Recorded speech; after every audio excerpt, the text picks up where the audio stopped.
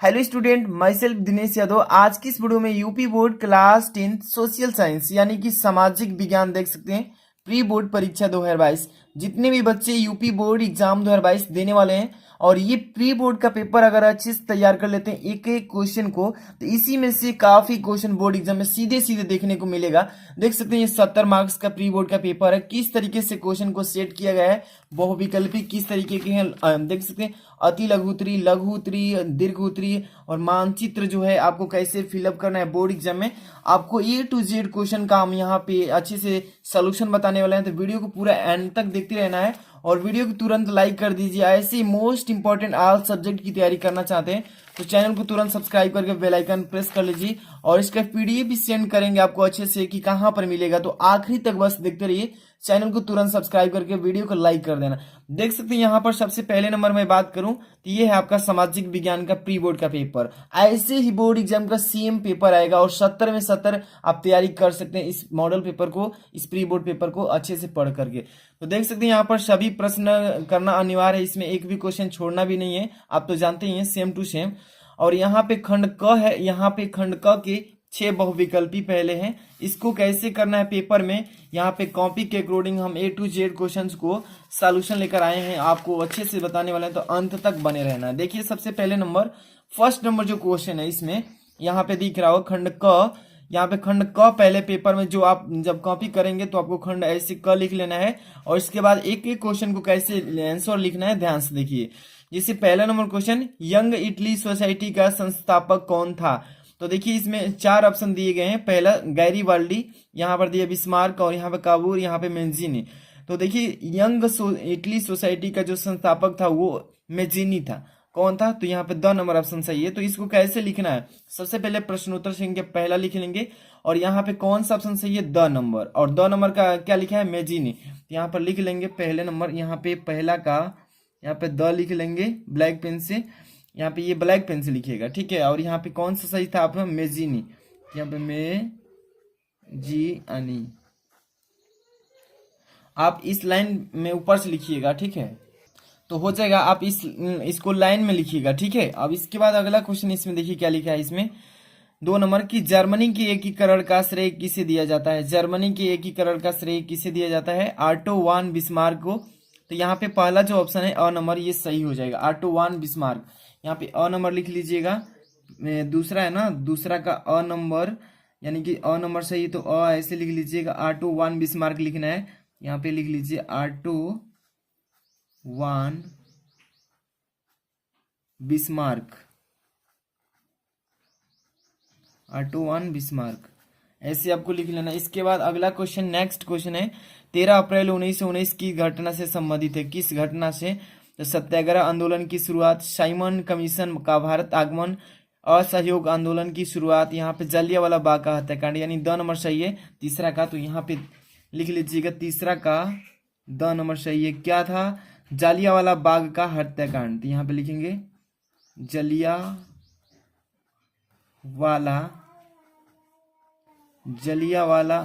बाग हत्याकांड, जलियांवाला बाग हत्याकांड, ठीक है, इस तरीके से लिख लेंगे। इसके बाद नेक्स्ट क्वेश्चन इसमें यहाँ पे क्या लिखा है 4 नंबर, करो या मरो किसका नारा है? सुभाष चंद्र बोस, चंद्रशेखर आजाद, भगत सिंह, महात्मा गांधी। 2 नंबर यानी महात्मा गांधी सही है, ठीक है। यहाँ पे 2 नंबर सही है तो इसमें 2 नंबर लिखेंगे, 4 नंबर का 4 का 2, यहाँ पे महात्मा गांधी, महात्मा गांधी हो गया इसका आंसर, ठीक है। इसके बाद नेक्स्ट क्वेश्चन इसमें, देश की अखंडता तथा एकता के लिए आवश्यक है सत्ता की साझेदारी, सत्ता का विभाजन, राजतंत्र, इनमें से कोई नहीं। तो देश की अगर अखंडता और एकता लाना है तो सत्ता की साझेदारी जरूरी, यानी अ नंबर 5 का सही है, ठीक है। तो यहाँ पे लिखेंगे 5 का, यहाँ पे 5 नंबर का अ सही है तो अ, और यहाँ पे सत्ता की साझेदारी, सत्ता की साझेदारी, सत्ता की साझेदारी, ठीक है। इसके बाद नेक्स्ट क्वेश्चन 6 नंबर, ध्यान से देखिए, भारत में कुल कितने संघीय राज्य है? वर्तमान में पूछा है क्योंकि आपका वर्तमान पेपर है, तो यहाँ पे 27, 28, 29, 30, तो इसमें से ब नंबर ऑप्शन सही हो जाएगा, 28 है, ठीक है, संघीय राज्य। यहाँ पे कौन सा 6 नंबर का ब नंबर सही था, तो ब लिखेंगे और 28 ऐसे लिख लेंगे। तो समझ में आ गया होगा कि किस तरीके से बहुविकल्पी क्वेश्चन करने हैं। इसी तरीके से आपको बहुविकल्पी करने हैं। अब इसके बाद नेक्स्ट क्वेश्चन की तरफ चलेंगे। ठीक है, यहाँ पे पेपर को लाट रहे हैं, इधर नेक्स्ट देखेंगे क्या है इसमें। क्वेश्चन पेपर में दूसरा नंबर अति लघु उत्तरीय प्रश्न, प्रत्येक प्रश्न 2-2 नंबर के होंगे, 2-2 नंबर वाले हैं। यहाँ पे जनमत संग्रह क्या है, इसमें पूछा है 7 नंबर, जनमत संग्रह क्या है। तो देखो इसको पहले कैसे लिखना है। यहाँ पे इसका A to Z सोल्यूशन हम लेकर आ चुके हैं।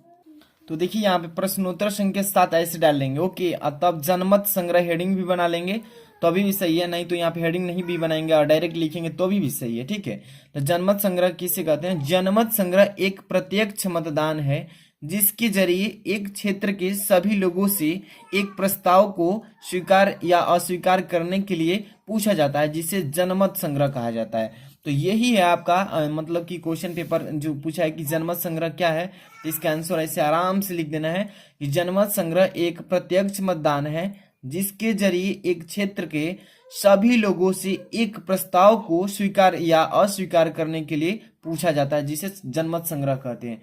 इसके बाद नेक्स्ट क्वेश्चन इसी में है 8 नंबर, भारत आने के बाद महात्मा गांधी द्वारा चलाया गया पहला आंदोलन कौन था?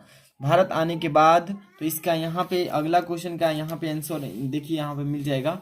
एक एक क्वेश्चन का सलूशन देखेंगे, पहले अच्छे से बने रहिए। वीडियो को लाइक नहीं किया तो लाइक कर देना, बहुत ही मेहनत से इसको तैयार किया गया है और इसका पीडीएफ भी आपको सेंड करेंगे, लास्ट तक बने रहिए, बताएंगे। यहाँ पर प्रश्न उत्तर संख्या 8 डालेंगे और देखिए यहाँ पे दक्षिणी अफ्रीका से भारत लौटने के बाद महात्मा गांधी जी ने सन 1916 ईस्वी में बिहार के चंपारण से अपने पहले सत्याग्रह आंदोलन की शुरुआत की। यहाँ के किसान नील की खेती के विरोध में आंदोलन चला रहे थे। तो ये हो जाएगा आपका 8 नंबर का क्वेश्चन का आंसर, यानी कि भारत आने के बाद गांधी जी द्वारा चलाया गया पहला आंदोलन कौन था? तो नील की खेती के लिए बिहार के जो लोग थे वो आंदोलन को शुरू किए थे। ये हो जाएगा इस क्वेश्चन का आंसर। ठीक है, इसके बाद नेक्स्ट क्वेश्चन चलते हैं। यहाँ पर देखिए 9 नंबर, बहुसंख्यवाद से क्या तात्पर्य है? बहुसंख्यवाद से क्या तात्पर्य है? तो इसका आंसर 9 नंबर के यहाँ पर ध्यान से देखते चलिए, एक एक क्वेश्चन अच्छे से समझते चलिएगा। प्रश्नोत्तर संख्या यहाँ पे 9 डालिए। यहाँ पे क्वेश्चन का आंसर, वह व्यवस्था जिसमें देश में रहने वाला बहुसंख्य समुदाय अपने मनचाहे ढंग से शासन करें और इसके लिए वह अल्पसंख्यक समुदाय की जरूरत या इच्छाओं की अवहेलना करे, बहुसंख्यवाद कहलाता है। बहुत ही सिंपल इसका डेफिनेशन है, मतलब इसको परिभाषित कर देना है, इसे टिप्पणी कर देना है। तो इसमें कि वह व्यवस्था जिसमें देश में रहने वाला बहुसंख्य समुदाय अपने मनचाहे ढंग से शासन करे और इसके लिए वह अल्पसंख्यक समुदाय की जरूरत या इच्छाओं की अवहेलना करे, बहुसंख्यवाद कहलाता है। समझ में आ रहा है? काफी इंपॉर्टेंट प्रश्न है, इसको तैयार कर लेना है, कोई भी वीडियो मिस ना हो इसके लिए चैनल को सब्सक्राइब करके रखिएगा। यहाँ पर चलिए लघु उत्तरीय प्रश्न जो कि 3-3 नंबर वाले क्वेश्चन है। 10 नंबर क्या पूछा है? जियुसेपे मेस्सीनी और कवूर ने इटली के एकीकरण में महत्वपूर्ण भूमिका अदा की, इस कथन की समीक्षा कीजिए, या अथवा में भी दिया यहाँ पे कि सत्ता की साझेदारी क्यों जरूरी है, एक तर्क दीजिए। इस पर तर्क देना है, तो जो भी आपको याद हो कर सकते हैं, बहुत ही इजी क्वेश्चन है। तो सत्ता की साझेदारी मैं बता देता हूं और ये वाला आप तैयार कर लीजिएगा अपने से। तो सत्ता की साझेदारी यहाँ पे देखिए क्वेश्चन नंबर 10 नंबर का, ध्यान से देखिए, प्रश्नोत्तर संख्या 10 ऐसे लिख लेंगे और यहाँ पे सत्ता की साझेदारी जरूरी है क्योंकि विभिन्न सामाजिक समूह के बीच, यहाँ से एक बार देखिए, सामाजिक समूह के बीच यहाँ पर देखिए टकराव का आदेश कम हो जाता है। टकराव का आदेश जो है वो क्या हो जाता है? कम हो जाता है। ये सामाजिक टकराव हिंसा और राजनीतिक अस्थिरता का रूप ले लेता है। ठीक है, इसलिए सत्ता में हिस्सा दे देना राजनीतिक व्यवस्था के अस्तित्व के लिए अच्छा है। ठीक है, इतना लिखेंगे। अब इसके बाद बहुसंख्य समुदाय की इच्छा को बाकी सभी पर योजना देश की अखंडता के लिए यहाँ पर घातक हो सकता है, इसलिए सत्ता की साझेदारी क्या है? बहुत ही जरूरी है। तो आपको इतना अच्छे से लिख लेना है और एक एक क्वेश्चन को अच्छे से तैयार कर लेते हैं तो एक भी नंबर मिस नहीं होगा। यानी कि सत्ता की साझेदारी क्यों जरूरी है। तो ये वाला आपको कंप्लीट हो गया। नेक्स्ट क्वेश्चन देखते हैं इसमें। अगला क्वेश्चन 11 नंबर क्या लिखा है, रालेक्ट एक्ट किया था, इसका विरोध कैसे किया गया तथा इसका क्या परिणाम हुआ, ये बताइए। या अथवा में भी दिया है कि संघात्मक शासन की स्थापना के 2 प्रमुख तरीकों का वर्णन कीजिए। जो भी आपको याद हो कंप्लीट इसमें आंसर में लिख सकते हैं। तो रालेक्ट एक्ट क्या था इसको बता देते हैं हम, ठीक है। इसका विरोध कैसे किया गया तथा इसका क्या परिणाम हुआ, ये देखिए। तो रालेक्ट एक्ट ये क्वेश्चन नंबर यहाँ पे 11 है। ध्यान से देखते चलिए कि क्वेश्चन को अच्छे से। प्रश्नोत्तर संख्या 11 डालेंगे और रालेक्ट एक्ट के बारे में लिख रहे हैं। सबसे पहले इसको हेडिंग डाल लेंगे। यहाँ पे लिखेंगे कि रालेक्ट एक्ट 1919 ईस्वी में देखिए पारित एक ऐसा कानून था जिसमें भारतीयों पर किसी तरह के मुकदमे को चलाया बिना संकल्प के आधार पर गिरफ्तार कर 2 साल तक जेल, मतलब 2 साल तक जेल में बंद कर दिया जा सकता था। ये हो जाएगा रालेक्ट एक्ट के खिलाफ, ठीक है। अब इसको पूछा है इसी में कि रालेक्ट एक्ट पर इसमें पूछा है कि इसका विरोध कैसे किया गया, इसका क्या परिणाम हुआ। तो चलिए विरोध और परिणाम देखेंगे। सबसे पहले नंबर यहाँ पे देखिए परिणाम भी बता देते हैं और विरोध दोनों बता देते हैं।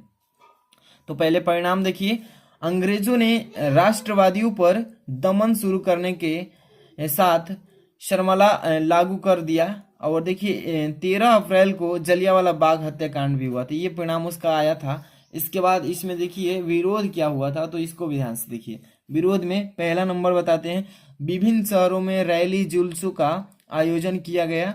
दूसरा नंबर, कई शहरों में दुकानदारों ने दुकान बंद करके अपना विरोध जताया। तो ये हो जाएगा इसका विरोध के रूप में, ठीक है। तो इस तरीके से आप पूरा इसके बारे में लिख लेंगे। इसके बाद नेक्स्ट क्वेश्चन देखते हैं।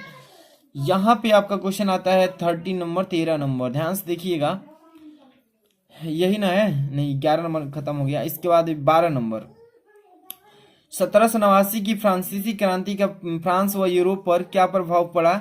और अथवा पूछा कि भारतीय संदर्भ में सत्ता की हिस्सेदारी का एक उदाहरण देते हुए इसका एक युक्तिपरक और नैतिक कारण बताइए। तो कोई एक को करना है, जो भी आपको याद हो कर सकते हैं। तो देखिए मैं पहला नंबर बता देता हूँ, 1789 की फ्रांसीसी क्रांति का फ्रांस व यूरोप में क्या प्रभाव पड़ा। देखिए सबसे पहले नंबर यहाँ पे प्रश्नोत्तर संख्या 12, 1789 में फ्रांस में जो क्रांति हुई उसके फ्रांस और यूरोप पर निम्नलिखित व्यापक प्रभाव पड़े थे। पहला नंबर देखिए यहाँ पे फ्रांस पर प्रभाव क्या पड़ा, इसके बारे में बताते हैं। फर्स्ट नंबर, लुई वंश के शासन का अंत हुआ और उसके स्थान पर लोकतांत्रिक शासन की स्थापना हुई, पहला नंबर। इसके बाद दूसरा नंबर, सरकार द्वारा लोक कल्याणकारी कार्य किए गए, जैसे कि सड़कों, पुलों, नहरों, स्कूलों, अस्पतालों आदि का यहाँ पे किया गया, उद्घाटन बनाया गया, निर्माण किया गया। इसके बाद थर्ड नंबर, समानता, स्वतंत्रता, भ्राणता, तत्व के भावना से भरे हुए नए समाज की नींव भी रखी गई, ठीक है। अब यूरोप पर क्या प्रभाव पड़ा, इसको भी देख लीजिए। यूरोप पर प्रभाव, तो देखिए इसमें पहला नंबर लिखेंगे कि यूरोप में भी राष्ट्रवाद को मजबूती मिली और राष्ट्र राज्यों का उदय होने लगा धीरे धीरे। ये हो जाएगा फर्स्ट नंबर। दूसरा नंबर देख लीजिए, यहाँ पे है कि यूरोप के अन्य राष्ट्र के लोगों की मानवीय अधिकारों की मांग करने लगे, ठीक है। तो मानव का जो अधिकार है उसका भी यहाँ पे डिमांड होने लगा, धीरे धीरे मांग होने लगा। तो ये दूसरा नंबर लिख लेंगे। थर्ड नंबर, यूरोप में भी समाजवादी विचारधारा का प्रचार होने लगा, जिस कारण सामाजिक आर्थिक सिद्धांतों पर बल दिए जाने लगे धीरे धीरे, मतलब कि। तो ये हो जाएगा आपका जो है फ्रांसीसी के बारे में जितने भी आपको पूछा गया इतना लिख लेंगे तो कंप्लीट हो जाएगा, ठीक है। अब आपको जो भी याद है इसमें से कर सकते हैं। 13 नंबर देखेंगे। 13 नंबर, भारत के स्वतंत्रता संघर्ष में सविनय अवज्ञा आंदोलन के महत्व का वर्णन कीजिए। इसमें सविनय अवज्ञा आंदोलन के बारे में, इसके बारे में बताना है। तो भारत के स्वतंत्र संघर्ष में सविनय अवज्ञा आंदोलन के महत्व, या अथवा में भी दिया है कि भारत में संघीय व्यवस्था कैसी है, इसके 4 लक्षण बताइए। तो जो भी आपको याद है वो बता सकते हैं, ठीक है, दोनों में से किसी एक का। तो इसमें मैं पहला नंबर बता देता हूं कि भारत के स्वतंत्रता संघर्ष में सविनय अवज्ञा आंदोलन के महत्व के बारे में बताना है। तो चलिए यहाँ पे प्रश्नोत्तर संख्या जो है 13 ऐसे डाल लेंगे। 13 नंबर, यहाँ पे 1929 ईस्वी में अपने लाहौर अधिवेशन में कांग्रेस ने पूर्व स्वतंत्रता की मांग को अपना आदर्श घोषित किया। ठीक है, इतना समझ में आ रहा है। इसके बाद परंतु यह आदर्श जब तक पूरा नहीं हो सकता था जब तक ब्रिटिश सरकार के जोर शोर से विरोध न किया जाए। इस तरह महात्मा गांधी के नेतृत्व में 1930 ईस्वी में कांग्रेस ने सविनय अवज्ञा आंदोलन शुरू किया। ठीक है, अब इसके बाद देखिए कई उतार चढ़ाव के साथ यह आंदोलन 1934 ईस्वी में यानी कि ईस्वी तक चलता रहा। इस आंदोलन को 1934 ईस्वी में वापस भी ले लिया गया। तो ये हो जाएगा इसका सही करेक्ट जवाब जो कि पूछा है क्वेश्चन। अब ज्यादा आपको बोर्ड एग्जाम में लिखना भी नहीं है, टू द पॉइंट लिखना, जिस तरीके का क्वेश्चन पूछ रहा है उतना ही आंसर देना है। ज्यादा कॉपी भरने से नंबर नहीं अचीव हो पाएगा। जितना कह रहा है क्वेश्चन उसके अकॉर्डिंग उतना ही आंसर लिखिए। ठीक है, अब आप जो भी इसमें से करना चाहते थे कर सकते थे। अब यहाँ पे देखिए क्वेश्चन नंबर 14, इसमें मानचित्र से संबंधित करना है, जो कि 5 क्वेश्चन दिए जाएंगे। क ख ग घ इधर भी है इसमें अंग नंबर। तो 5 क्वेश्चन है और इसके लिए एक अलग से कॉपी मिलती है। जैसे कि यहाँ पे कॉपी है, देख सकते हैं यहाँ पे आपको कॉपी मिलेगी मानचित्र फिलअप करने के लिए। अनुक्रमांक लिखा होगा यानी रोल नंबर यहाँ पे हिंदी में यहाँ पे लिखा ना होगा, रोल नंबर इंग्लिश में। यहाँ पर देखिए खंड क के लिए अलग पेज मिलेगा जिसमें यहाँ पे मानचित्र जो कि भारत का पूरा यहाँ पे नक्शा रहेगा और इसी नक्शे में भरना है। और यहाँ पे इसका जवाब भी लिखना है 14 के पहला, दूसरा, तीसरा, चौथा, पांचवा। और इसके बाद इसमें खंड जो ख है इसमें दोनों के लिए मिलेगा। ठीक है, यहाँ पर देखिए ये 2018 की है, लेकिन मैं रखा हूँ आपको लोगों को समझाने के लिए। ऐसा ही आता है हर साल। अनुक्रमांक रोल नंबर यहाँ पे भरना है, इसमें भी यहाँ पर देखिए ऐसे सेम टू सेम भरना है। तो चलिए पहले इसको मैं समझा देता हूँ कैसे भरना है। इसका एक अलग से मैं वीडियो प्रोवाइड करूंगा इस दोनों क्वेश्चन का। मानचित्र में थोड़ा ज्यादा टाइम लगेगा तो 15 मिनट की एक वीडियो इसका अलग से स्पेशल बनाऊंगा। जितने बच्चे चाहते हैं इसका स्पेशल एक अलग से मानचित्र की वीडियो चाहिए तो कंप्लीट वीडियो को देखिए लास्ट तक और कमेंट कर दीजिए कि मानचित्र की अलग वीडियो लाइए। तो इसका मैं अलग से वीडियो लाऊंगा, क्योंकि देखिए इसमें फिलअप करना है, बनाना है, ज्यादा लिखने में टाइम लगेगा। तो इसके लिए अलग से छोटी वीडियो रहेगी, तो आप भी उसको देख लेंगे। और ये 14 नंबर और यहाँ पे देख लीजिए 28 नंबर, दोनों क्वेश्चन को मानचित्र में फिलअप करके कॉपी पर एक अलग वीडियो बनाएंगे। ठीक है, तो इसके लिए कमेंट कीजिए। और यहाँ पे चलते हैं, अभी हम खंड ख से स्टार्ट करेंगे। ठीक है, यहाँ पे बहुविकल्पीय प्रश्न जो कि प्रत्येक एक नंबर की, इसमें भी 6 क्वेश्चन दिए गए हैं। समझ में आ रहा है ना। पहला नंबर जो दिया है, रियो डी जेनेरो में पृथ्वी शिखर सम्मेलन का आयोजन किस वर्ष हुआ था। यहाँ पे 1972, 1992, 1979 और 1998। तो देखिए रियो डी जो है जेनेरो में पृथ्वी का शिखर सम्मेलन अगर किया गया आयोजन तो 1992 का समय था, यानी कि ब नंबर ऑप्शन सही है। तो यहाँ पे चलते हैं और इसको यहाँ फटाक से लिख लेते हैं। ठीक है, तो खंड जो है हमारा कौन सा है, तो खंड ख है। और खंड ख का प्रश्न उत्तर संख्या 15 है, यही ना है, देख लीजिए 15 है। और ब नंबर सही है 1992 का। इसे लिखेंगे अब तो आप आराम से लिख लेंगे 15 नंबर का ब नंबर सही है। और कौन सा, तो 1992, ये ऑप्शन सही है। इस तरीके से लिख लेंगे। इसके बाद नेक्स्ट क्वेश्चन है, पर्वतों पर मृदा अपरदन का साधन कौन सा अपनाया जाता है। तो पवन, हिमनद, जल, पशुचारण। तो हिमनद को अपनाया जाता है। इसका मैं तो सोल्यूशन करा भी चुका हूँ पेपर का एनालिसिस में। तो ब नंबर सही है। तो यहाँ पे 16 नंबर लिख लेंगे और यहाँ पे ब नंबर सही है। ब नंबर हिमनद है, तो हिम और नद लिख देंगे। इस तरीके से आप भी करिए पेपर में अच्छे से। नेक्स्ट क्वेश्चन 17 नंबर, इनमें से कौन सी रबी की फसल है। तो चावल है, मोटे अनाज, चना, काला चावल, यहाँ पे चना, यहाँ पे कपास लिखा है। तो यहाँ पे इनमें से रबी की फसल अगर देखें तो ये चना है, जो कि काला चना के रूप में यूज किया जाता है। फसल जो है रबी की फसल है। तो स नंबर ऑप्शन सही है। यहाँ पे 17 नंबर का स नंबर सही है और यहाँ पे 17 डाल लेते हैं। ठीक है, कौन सा, तो चना है। कोष्टक में जो है उसको लिख लीजिए काला चना, काला चना। ठीक है, कोष्टक बंद कर लीजिए। नेक्स्ट क्वेश्चन देखते हैं। यहाँ पे 18 नंबर, कौन सा संगठन मानव विकास रिपोर्ट तैयार करता है। कौन सा संगठन है जो कि मानव विकास का रिपोर्ट तैयार करता है। अंतर्राष्ट्रीय मुद्रा कोष, यूएनडीपी, विश्व बैंक, संयुक्त राष्ट्र संघ। तो यहाँ पे ब नंबर सही है, यूएनडीपी। यूएनडीपी जो है ये हमारा मानव विकास का तैयार करता है क्या, रिपोर्ट। यहाँ पे ब नंबर सही है। कितने नंबर का, 18 नंबर का ब नंबर। यहाँ पे UNDP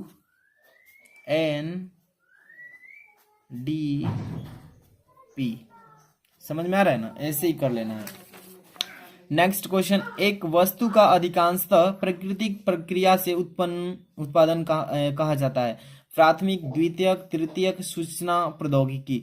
एक वस्तु है जिसका अधिकांशतः अगर प्रकृति में प्रक्रिया करके उत्पादन किया जाए तो वो प्राथमिक में आ जाता है, ठीक है। अ नंबर प्राथमिक, 19 नंबर का अ नंबर हो जाएगा और ये हो जाएगा प्राथमिक, ठीक है। नेक्स्ट क्वेश्चन चलते हैं 20 नंबर, किसी प्रक्षत्र रोजगार के नाम से भी जाना जाता है। अति रोजगार, नियमित रोजगार, अनियमित रोजगार, अल्प रोजगार। देखिए प्रक्षत्र रोजगार का मतलब जब कम काम मिलता है, जहाँ पे बहुत कम मात्रा में, उसको अल्प रोजगार के नाम से जानते हैं, ठीक है। अल्प रोजगार, द नंबर। यहाँ पे 20 नंबर लिख लीजिए, 20 नंबर का द सही है, द नंबर अल्प रोजगार लिखेंगे, अल्प रोजगार, अल्प रोजगार, ठीक है। तो ये हो गया आपका टोटल कितने, 20 ऑब्जेक्टिव टोटल तक, यहाँ तक तो हो गया। अब इसके बाद नेक्स्ट क्वेश्चन, भारत में, यहाँ पे अति लघु उत्तरीय प्रश्न जो कि 2-2 नंबर वाले हैं। भारत में सबसे कौन सी मिट्टी पाई जाती है, मतलब भारत में सबसे अधिक मिट्टी कौन सी पाई जाती है, ये बताइए। इसका निर्माण किस तरह से होता है। तो यहाँ पे चलते हैं क्वेश्चन नंबर अगला देखेंगे। यहाँ पे खंड ख का ही क्वेश्चन है। तो 21 नंबर, भारत में सबसे अधिक मिट्टी जलोढ़ मिट्टी पाई जाती है, ठीक है। कौन सी, तो जलोढ़ मिट्टी, आप याद रखिएगा। तो जलोढ़ मिट्टी पाई जाती है। इसका निर्माण नदियों द्वारा लाए गए अवसादों से हुआ है। तो किस चीज से, नदी के द्वारा लाए गए अवसाद से हुआ है।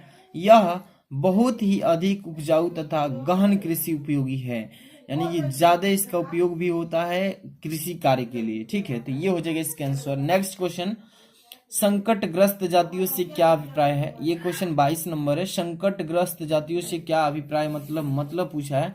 तो यहाँ पर देखिए, संकटग्रस्त जातियों का अभिप्राय उन, यहाँ पर देखिए उन, यहाँ पर समझते चलिए, थोड़ा सा ब्लर हुआ है, हाँ, उन जातियों से हैं जिनसे विलुप्त होने का खतरा है। जैसे कि उदाहरण के स्वरूप देखें तो काला हिरण, जंगली गधा, शंघाई हिरण, यानी कि मणिपुर में पाया जाता है, इत्यादि। इतना लिख लेंगे, आपका हो जाएगा कंप्लीट आंसर। नेक्स्ट क्वेश्चन हम चलेंगे यहाँ पे 23 नंबर, राष्ट्रीय आय से क्या तात्पर्य है। राष्ट्रीय आय क्या होता है, इसके बारे में आपको बताने हैं। तो ये 23 नंबर क्वेश्चन है। यहाँ पे देखिए राष्ट्रीय आय के बारे में लिखेंगे, देखते चलिए एक क्वेश्चन को। तो यहाँ पे प्रश्नोत्तर संख्या डालेंगे 23 नंबर। यहाँ पे इसका राष्ट्रीय आय क्या है बताएंगे।